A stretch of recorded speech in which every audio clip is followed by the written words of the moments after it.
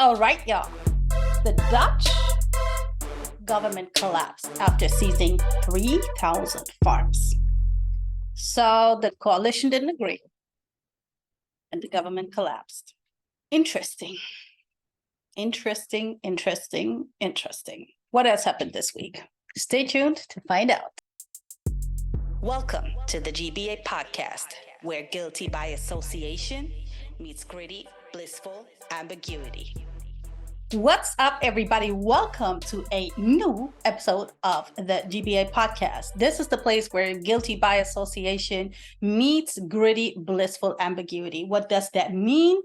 Meaning we're standing for what we're saying. We believe in what we're saying. We don't judge something just to be judging it, like read a headline and think you know what's going on. That's the guilty by association part, and the gritty, blissful ambiguity. That is where we talk about good things, bad things, and everything in between. All right, I'm your host, Rain, and y'all know I don't like it long-winded, so I'm trying to keep it as short and sweet as possible. Make sure to subscribe to the YouTube. Make sure to find us on all streaming platforms and find me on social media everywhere. Make sure to follow, connect, like, share, comment, subscribe, do all the things you have to do. Leave me an Apple review, whatever it is to support us, just do it. All right, let me get right into it. So let's talk about Keke Palmer, very talented singer. I think Keke done it all with her almost 30 years. She had a TV talk show that didn't go too well, but who cares? Music she has, I definitely love me some Keke music. That is definite for sure. She is in a relationship with Darius Jackson. I know he's somebody brother. I don't know who brother he is, but he's somebody brother that is kind of known. I just happen to forget who that person is. But what I do know is apparently he is a football player and he's a free agent right now. He is 29, also going on 30.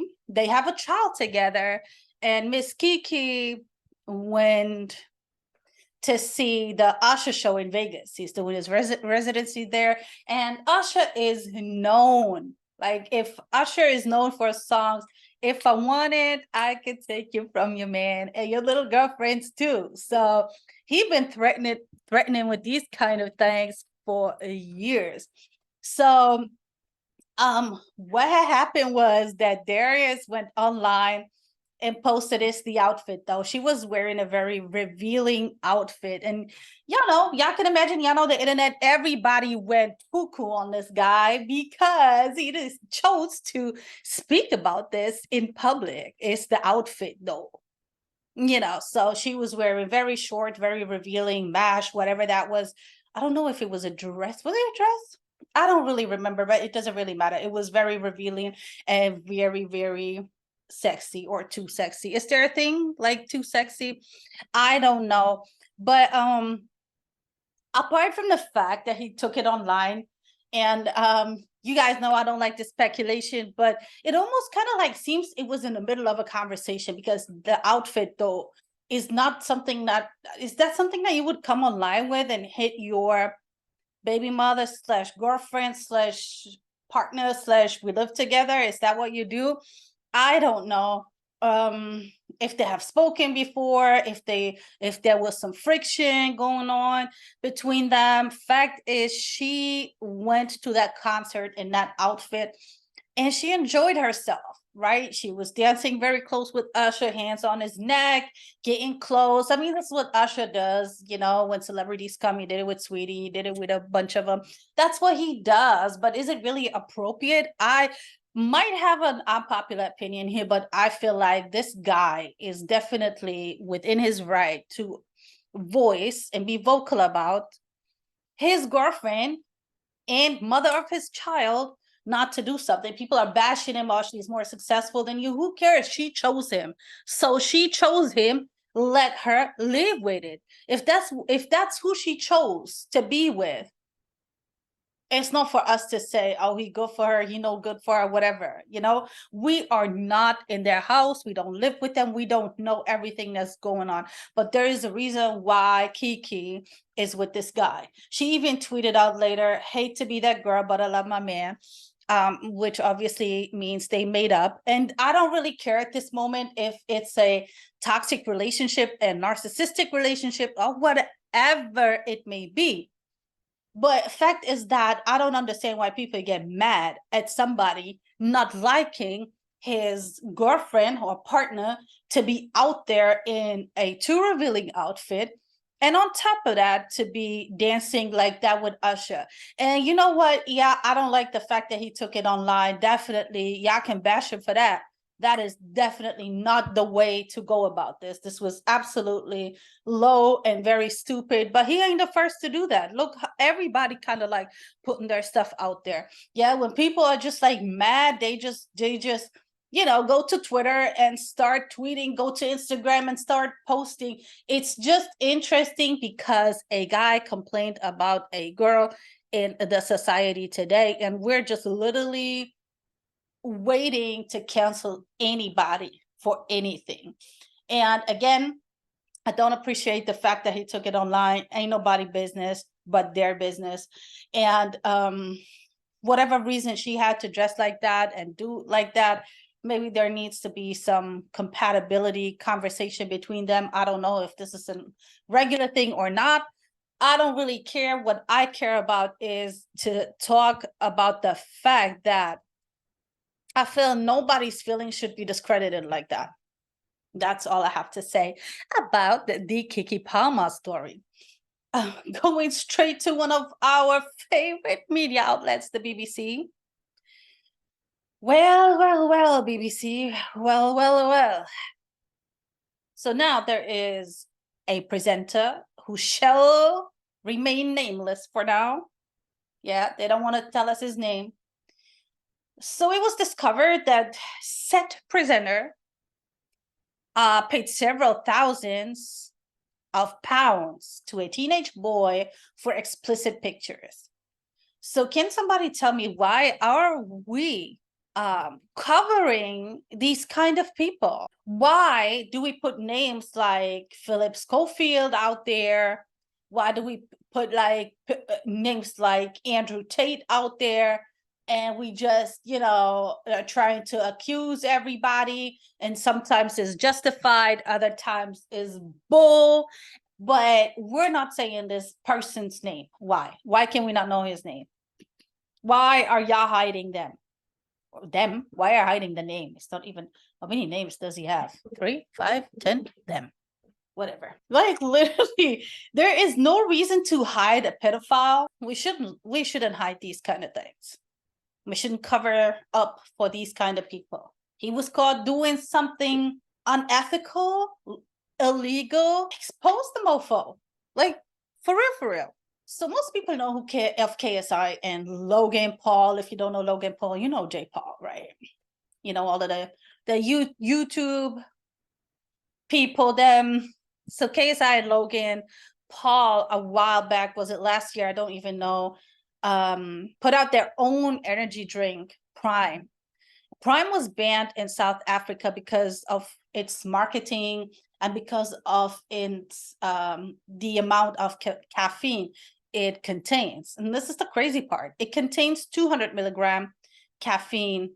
That equals 6 cans of Coke or 2 cans of Red Bull. It's amazing how much caffeine is in these things. And South Africa banned that drink from the shelves because it was affecting the kids a little bit too much. Now it's under scrutiny in the US as well, because this is marketed to little kids, like 10, 12, 14-year-olds. Why should they be drinking all of that caffeine at that age? Especially you have kids with ADHD, and caffeine and ADHD don't really rock together like that, from what I know. Generally, kids shouldn't be drinking that kind of drink with, like, imagine that. So 1 can of Prime is me drinking 6 cans of Coke. That is Absolutely nuts. Or two Red Bull. Should a kid really be drinking this? So I don't know what KSI and Logan Paul were thinking when they came up with this idea, when they started producing this drink. But what I can say is y'all need some better people around y'all in order to advise you properly, because this was definitely bull. I don't know if you guys are involved in the process of production, or at least care about the ingredients and how much of what is in your own drink. I mean, come on now, you're speaking to kids.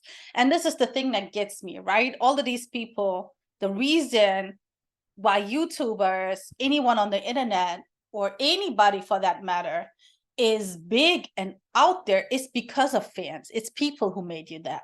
Okay, yeah, some marketing dollars, some marketing money, some paid placements in certain, you know, outlets, media outlets, and certain TV shows. Yes, you can pay for all of that. You can pay for ads and you can say, oh, okay, it's people liking that. And then everybody else jumps on the bandwagon. Yeah, you can do that. Definitely. No doubt about that.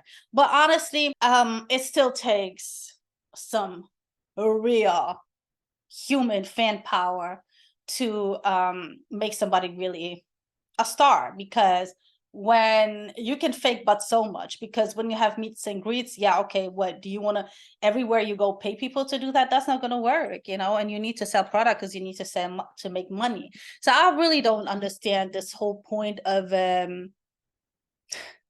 giving children that amount of caffeine. It's nuts to me. Anywho, so if that's banned in the US, I guess other countries will follow too. And if I was y'all, I would probably rebrand the Prime drink. I mean, the name is not bad, Prime. It's not a bad name. It's nothing special, but it's not bad. But whew, it's absolutely crazy. The next story is, so Zeus. Yes, Zeus. Z-O-O apostrophe. No, Z-O-O-S. Word apostrophe. Yeah. Maybe I should think about recording this podcast in the morning when my brain power is still a little bit stronger and better than in the evening. But yeah, that's just a thought. That's for me to figure out. So Zeus, yes, are asking people and visitors not to show videos on their smartphones to gorillas. And this happened in a bunch of different countries, and that's what made it so funny to me. So people go to zoos and they try to hang out with them gorillas, and they show them video footage of their phone, like of themselves and other stuff. And managers really say that they noticed a behavioral change in those animals. And they're asking people to stop showing videos to these gorillas because they like it a little bit too much. And as we all say, like, social media has an effect on all of us. It's very young to know fully all the effects, but we could definitely tell there's some type of addiction behavior. It has like all of these different influences on people with different mental illnesses. Speaking again of ADHD, it definitely has certain effects. So why wouldn't it be also on monkeys and gorillas, when a lot of their DNA is like our DNA? And there are actually zoo managers who allow and let the monkeys, the gorillas and other monkeys, I don't know, watch TV. They let them watch like nature documentaries, and the monkeys really enjoy it. The gorillas really have a good time watching nature, watching documentaries about other animals and stuff. But it's still, so next time you go to the zoo, refrain from showing your phone to the gorillas. Leave them alone. Okay, leave them alone. Now let's stay in the animal world, in the animal kingdom. Okay. Oh my gosh, what is going on outside my door? Somebody is having a fit. Okay, whatever that is that they're doing. So yes, let's talk about horses. Okay. So Iceland thought, I don't know what they thought, but it's really weird. I don't know who would ever think that this is a good idea. Okay, so Iceland wants to boost their reasoning for tourists to come and visit their country. And one of the reasons is outhorse your mail. Yes, outhorse your mail. So they trained 3 different horses with different attributes, ranging from shiny hair to over friendly to assertive. They trained, okay? Buzzword trained 3 different type of horses to type your out of the office email. And I really mean type. So there is like, they build huge keyboards so that the horses can't even type. And they trained them. I didn't even know who thought of this and who knew that it was possible to do, to train horses to write you a customized email saying, I'm out of office, that automated email that is sent to everybody when you're on vacation or when you're sick or whatever. So it just automatically responds to anybody who sent you an email and lets them know that you're not in the office from until, so that's the kind of email these horses will be typing for you. And the good thing is, this is the special part of it all, you can choose the horse. Do you want the assertive horse to ride it? Do you want the shiny hair horse to ride it? Or do you want the friendly horse to ride it? There's obviously a few more attributes they have, but So yes, guys, let's do this. Let's all go visit Iceland so we can outhorse our mail. This is absolutely insane. Absolutely insane. But whatever floats your boat. That's what I can say. And it's getting more and more absurd. There are so many trends, as we talked about, and I always say every trend is not for everybody, and we don't have to participate in every trend and every challenge out there.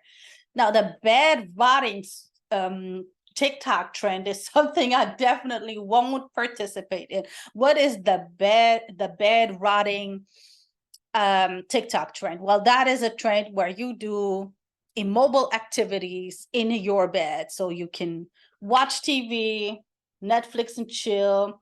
You can sleep, you can be on your phone, you can, I guess, read. You do all immobile activities, you just don't get up. I understand we all love to chill. Like, I feel like almost, I don't know, like every time most of the people need to chill and rest.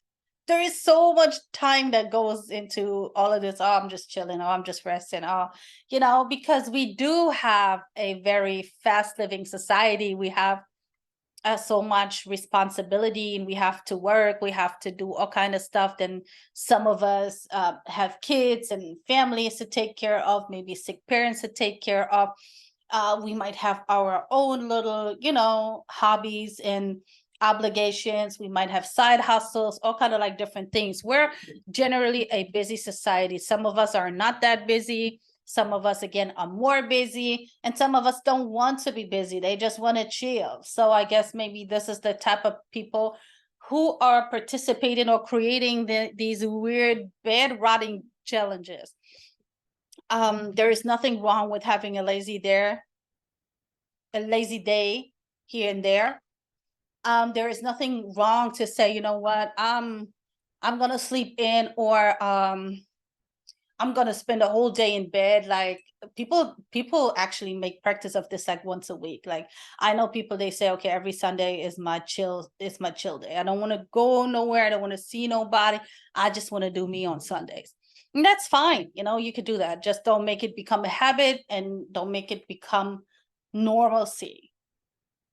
That's that. Because, bro, you can rot when you're not here anymore. But right now, you should seize the day. Carpe diem. That's what they say, right? So yeah, that's what's up. That's what you're supposed to do. Carpe diem. And we're going from one insane to absurd, and now to I can't believe this is even true. This is like one of the craziest stories, and every time you think it can't get crazier, it really, really, really does. So Rudy Farias, I don't even know how to say his last name. He was all over the news. Houston, Rudy Farias allegedly went missing in 2015, 2016 when he was 17 years old.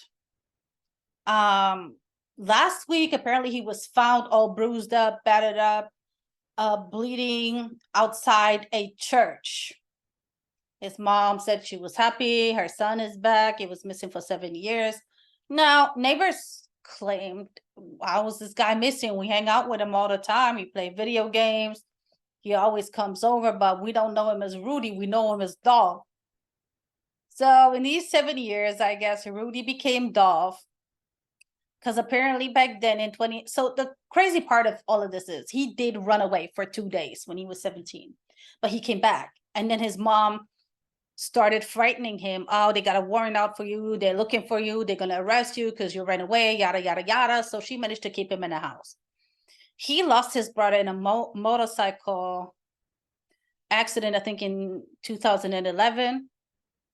Obviously, that's very traumatizing for any sibling to lose a sibling and live with it. But nobody really knows what happened and what went on in this household, because when activist Carnell X was called to the scene, he was part of the investigation and the talk between Rudy and the detectives. And Carnell came out and he was really emotional. And he said the guy basically said that the mother made him sleep in her bed. She essayed him. And she made him play daddy, made him play her husband. She also took him to work and made him do the work. And allegedly, she told him he the man of the house. At that time, I don't know why they didn't arrest her. Now she on the run. Now there are voices getting louder saying Carnell lied. I don't know. It was so convincing. Like, it's weird that he would lie, but it's Rudy. I heard him say that he allegedly never said that his mom essayed him. He said she would make him sleep in the bed. She would not respect his boundaries. She wouldn't care about his boundaries. Oh, yeah. And the best part is she also allegedly fed him a lot of shrooms and a lot of, I don't know, other substances that would kind of like mess with his brain and kind of like create a blurred reality. However, he all of a sudden is claiming she didn't touch him. She didn't physically abuse him. She just made him sleep in his bed, in her bed. So as of right now, I don't know what's going on. Let's see what next week will bring. But as I was saying, it can't get any crazier. These stories are literally, literally, literally nuts, nuts, nuts, nuts, nuts.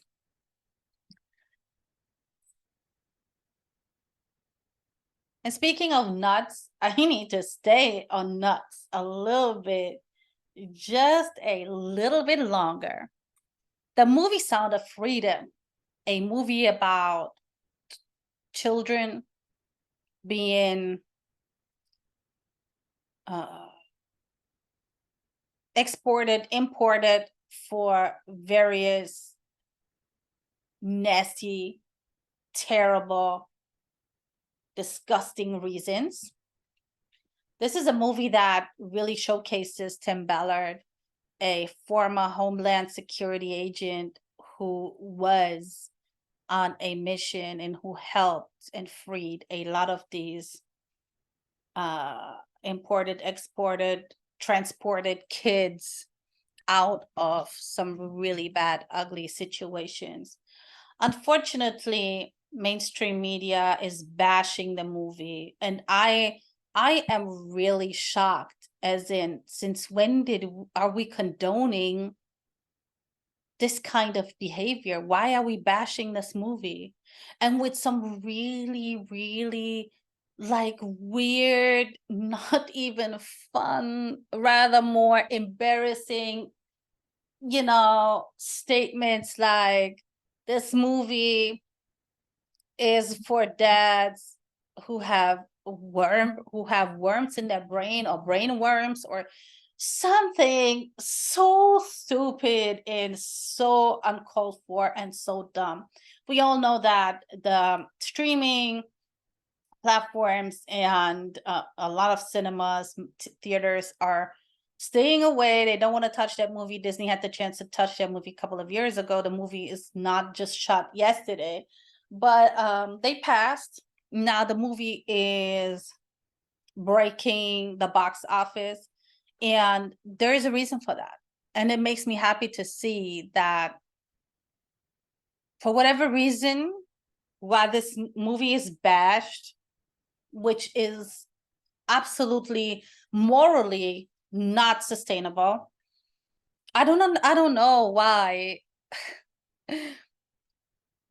people, I mean, okay, fair enough. You don't want to support something, but don't say nothing. This is the same principle for me. Like, why do people go and comment like really nasty, low blow comments under people's videos or content? If you don't like it, just move on. It's not for you, and it's the same. Clearly there is a lot of people out there who want to stay informed and who want to watch this movie, and I'm glad y'all doing this. I'm really happy that everybody out there is out there literally supporting the movie. Keep going. Well done.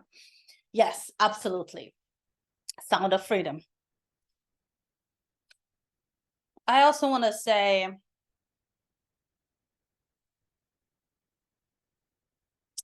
shout out to all the supporters and all the activists and everybody who's helping those suppressed ones in different apartheid states. Situation is really bitter, but I just love to see all the truth tellers and other people out there being vocal and mobile about it. Yeah. And now I want to talk about something that maybe we can learn from, because communication is so important. And I see so many people, just because they're making money, they believe they're great communicators. And I'm here to tell you, you're not. A lot of you out there who think y'all good communicators, good presenters, good speakers, y'all suck ass. Yeah, I do. Because most speakers and most people who claim that they're mastered the art of communication, y'all talk too much and listen too little. And listening is one of the key things if you want to be a good communicator. But because y'all love to hear yourself talk a lot, this is where the problem lies. When we talk about communication, when we go into, let's say, negotiations or something like that, there are like little things that you should follow. For example, speak soothingly, because that triggers a neurochemical brain reaction. So that means you're literally calming your counterparty down. They're gonna react level-headed to you, because my gosh, what is wrong with me? Because this is what your soothing voice does, and speaking soothing, I don't mean like talking like this so low. That's not what I'm saying. But you can speak, you can keep your voice even. Don't get too animated. Don't get too extra. Don't get too loud. And, all of these big things that you feel you need to be a good speaker.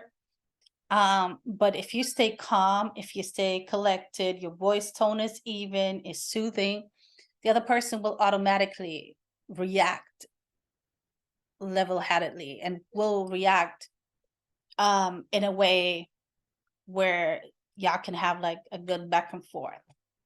The second thing is mirroring, something that I personally hate. So mirroring is when you mirror somebody's words. Somebody says something and you kind of like repeat that.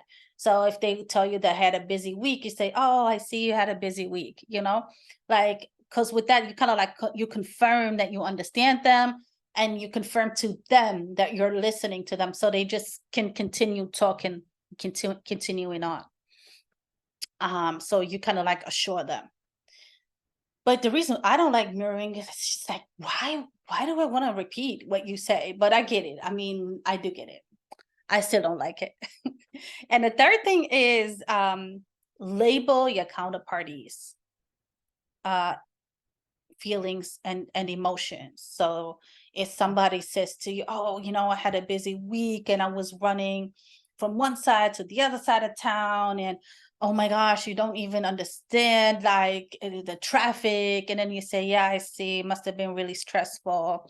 And yeah, it seems like it was really a hard week for you. Well, thank God it's over." So you kind of like validating the person's feelings, and you are expressing the feeling, like you are saying, because sometimes when people are talking and they just like explaining what they went through, it's hard sometimes for people to put it in words because they're kind of like still feeling the effect of what they're going through or went through. But when you speak to them and you label their emotions, so you tell them kind of like, "Oh yeah, it was it sounds like a lot of stress and it sounds like it was difficult." You kind of like validating their emotions and you understanding them, so that also gives them a good feeling, keeps them calm. And this is obviously, there are exceptions to every rule, so don't come at me and say, "Oh, I tried that with my husband but he screamed at me even more." I mean, there is all type of different people out there. I can't guarantee, and I'm just here to tell you this because for me, honestly, one of the key things when it comes to communication is listening. People want to talk more than they want to listen. And I never really understood that because for me, when you listen, people tell us who they are before we actually spend a lot of time getting to know them. We just don't pay attention because we're too busy thinking about what we want to respond, what we want to say back to them, what we want to talk about, what we want to tell them, and I've never understood that. Maybe, I don't know, like my family says I'm crazy anyway, but I was that type of person. I was always interested in other people. I always want to know, okay, so what's your story? Who are you? What are you doing? Who are you really? Like, I don't care about just your name and stuff. Like, who are you for real? Behind all of this, I'm so cool and I'm so this and I'm so that. And the thing is, you only achieve these kind of things with listening, and listening also enables you to read the room. And as much as people don't like that saying, but reading the room is is fundamental for a great conversation, because you need to read the energy of the other people in the room. You need to read and pay attention. Oh, maybe you just said something that this person didn't like, or you hurt their feelings, or they don't want to answer the question that you asking them, or they feel uncomfortable with the topic that you're bringing up. And this is why reading the room is so important. It's everything. You need to know, like, having a good conversation is based on things like listening, paying attention to who you're talking to, and making sure of how you're talking, and how invested are you for real, for real. And how invested was Aretha Franklin when she wrote her will or wills. So Aretha Franklin, who died in 2018, has 4 sons. The oldest son, he has some mental disability, so he's catered for. There is a settlement for him in place, after she died. He's, I think, living in a group home. He's taken care of, basically. Now it's about the other brothers. There's 3 other brothers. There is one piece of paper that was was it not notarized? Yeah, from 2010, that was found locked up in a cabinet in her home, and that's from 2010, and it says one thing. And then there was another note that was just signed with Aretha and a smiley face. And that note was in a cushion somewhere in her couch. Now, two brothers, because it's from 2014, they're saying this is the valid one because this is the latest, and I would have said the same thing as well. I would have said, okay, so that thing that she did last, that's the more valid one. But these guys, being brothers, they took it to court. I mean, it's 2023, July 2023. She died in 2018. It took them 5 years to figure this out. Now I think the judge said both are valid. So work it out, guys. But for me, again, unpopular opinion, I don't understand why people are so hell bent over somebody else's money and property. Okay. Yes, Aretha is your mom. Yes, she was a legend. Okay. And I mean, honestly, I would never ever have a falling out. I would never have a fallout with my siblings over my parents, whatever we inherit. I think it's absolutely crazy. It's somebody else's money and they can do with it what they want. Somebody else's property, they can do with it whatever they want. Yes, they are your parents, and yes, you might feel you're entitled to get something, but I think it's crazy that people take it to this extreme. If it was me, I'd be like, you know what, take that, do whatever you want with it, because at the end of the day, and I'll say that again and again and again and again until hopefully more and more people get it. The only thing that you're taking when you leave this earth is not going to be money, is not going to be real estate, is not going to be jewelry, cars, or any of this. That is just the deeds that you did on this earth in your lifetime, whether they're good or bad, but these are the only things that you literally taken with you. Even your body will go to waste. So I don't know what y'all on, but if y'all feel to fight each other, publicly in court or whatever, do that. Go ahead. But is it really worth it? Is that what your mom would have really wanted? Your mom would have wanted y'all to fight over her stuff? I think this is absolutely sad. But again, unpopular opinion. And last but not least, my random fact, y'all. Yes, let me say this. So Aretha Franklin sold 75 million records, and she's been doing it since forever. Like, this woman is decades after decade after decade after decade, like, as I said, legend. And she sold 75 million records, and her estate was valued at 18 mil 5 years ago. I don't know what it's valued at as now, but what I can say, 18 mil, that's all you walked away with after, I don't know, 60 years in the music industry or 50 years in the music industry. Well, that's really crazy. It's really always insane how much money people literally get robbed off. I mean, maybe there was also some misspending, of course. I mean, there wasn't substance abuse, there was a lot of other stuff, but I still find it extremely sad to know that when she left here, her estate was valued at 18 mil. Nuts, absolutely nuts. All right, now let me get to my random fact. This is a little bit like, why would you talk about that? And honestly, I don't know why I would talk about that. I just said I would come here with a random fact every time, and This is a little bit random, but it's happening. It really is. So we humans produce 2 to 6 cups of saliva a day. And the saliva production is more intense in the afternoon.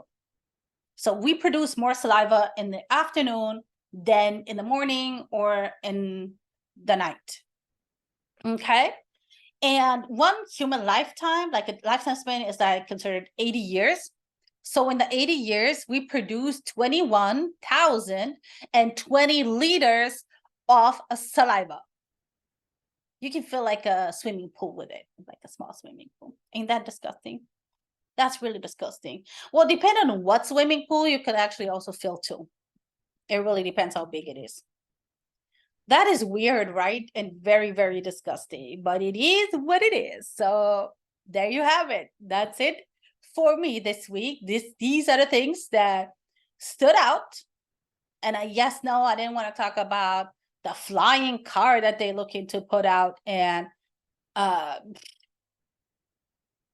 yeah, no, we're not talking about that. I also didn't want to talk about that they have also pink cabs in Dubai, and that means it's a female driver. So if people just want to be driven by a female, they need to take a pink cab. I don't know if men can do it, but at least women can. So with that said, y'all, I'm out of here. I have to say goodbye for now. Definitely make sure to follow me. I go by the name of Nesreign, Nesreign. You can find me on social media. You can find me on YouTube, and you can find the GBA podcast also on YouTube and on all streaming platforms. So see ya.